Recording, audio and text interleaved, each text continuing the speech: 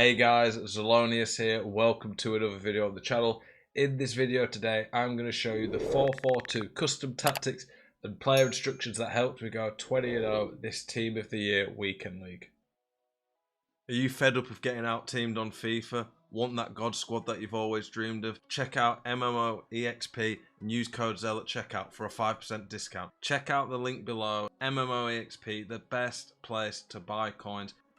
So like that coin advert said there, MMOEXP, the best, most reliable place to get coins. There is a link in the description below. These Team of the Year cards are ridiculously priced, so if you want the best place to get coins to really help you be able to afford some of these players, do make sure you check out the link and use ZEL at checkout. That's going to help you guys out. These custom tactics here, they're legit. They're fire. 4-4-2, very good, balanced, all-round formation on FIFA 23 this year.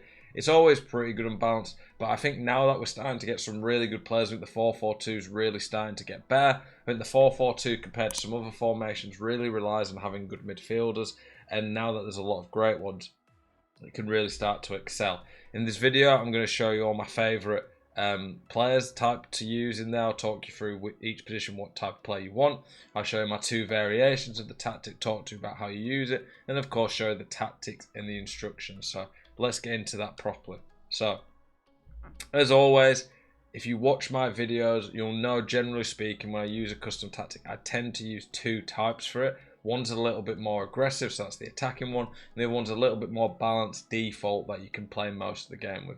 And it just so happens for the 4-4-2 that I use the second variation, that's the one with CDMs instead of centre mids, as my ultra defensive. So the 4-4-2 is very good when it comes to the defensive side of things. So here we are with the defensive one.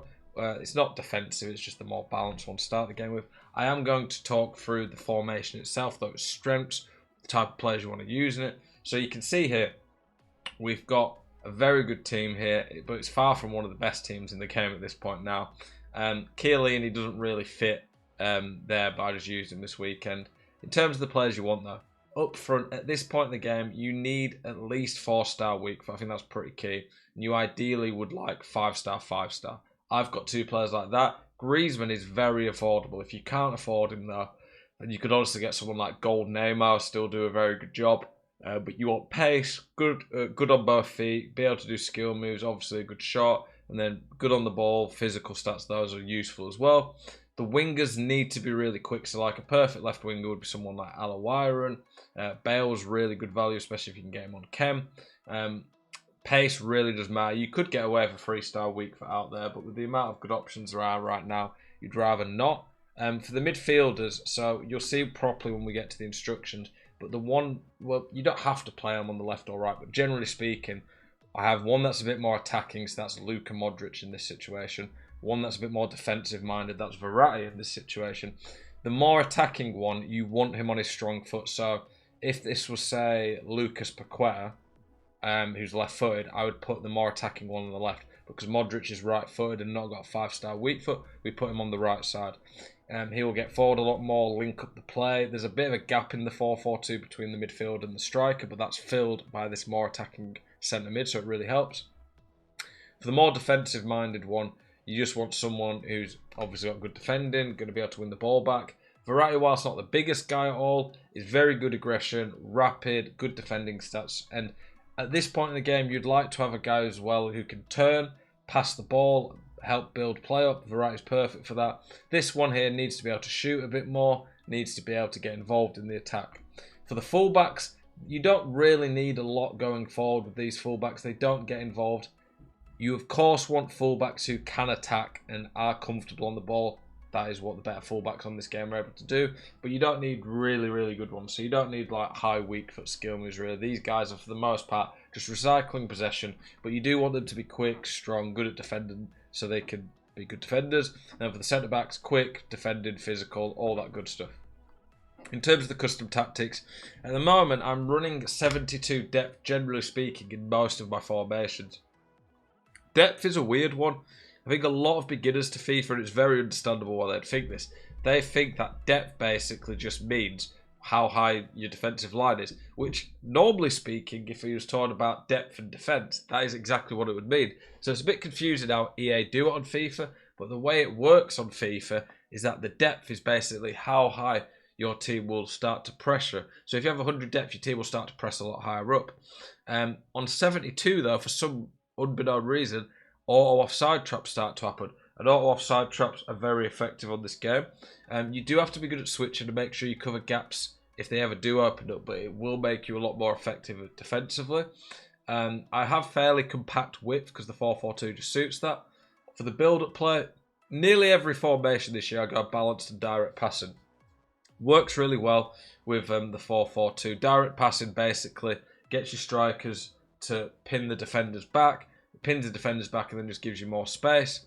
For this formation, because it's pretty good at attacking out wide, we do have the width fairly high. You want to stretch teams with this formation, draw players out wide, and that opens up more space in the middle. The players in box I've got on 6. You don't want anything too crazy there. For the instructions, we have stay forward on both the strikers. They're going to be the outlet to counter-attack. Because you've got 2 wingers and 2 strikers, the counter-attack is pretty good in this formation. For the wingers, we've got come back on defence. This means when you're defending, you have 2 banks of 4, which is very hard to break down. It's one of the big strengths of this formation. I want to stay wide because I want them to pull men out wide to them to make space in the middle. We've got getting behind, get into the box. So they basically, when we're in possession, will make runs in behind and draw the defenders out. For the more defensive-minded centre mid, we go cover centre, stay back. For the more attacking one, we just leave them unbalanced, but still cover centre. Stay back on all of the defenders, and then comes for crosses, sweep, keeper on the keeper. Do I think that actually does that much on the keeper? Honestly, probably not. But I put it on anyway because I'd rather a keeper come for a cross than give someone a free header.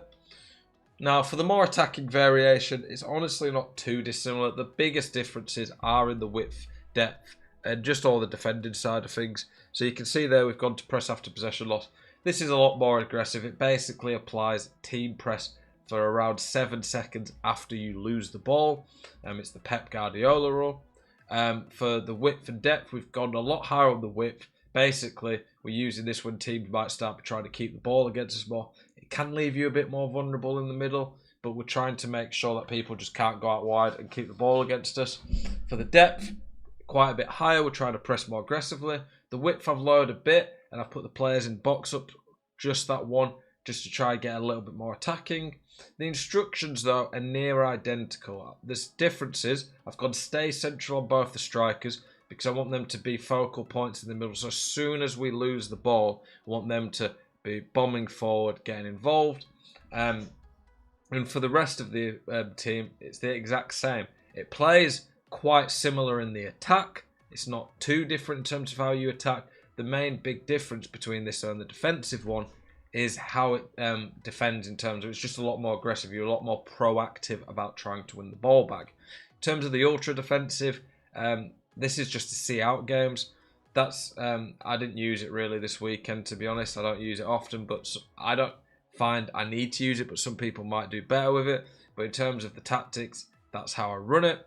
Hopefully this 4-4-2 custom tactics video has helped you guys out. As always, if you've got any questions, do please ask them. Do feel free. Let me know in the comments what you think about the formations. If there's any particular videos you guys want to see me do, I appreciate your support as always. The love on the channel, it never goes unnoticed. It really does mean a lot to me, guys.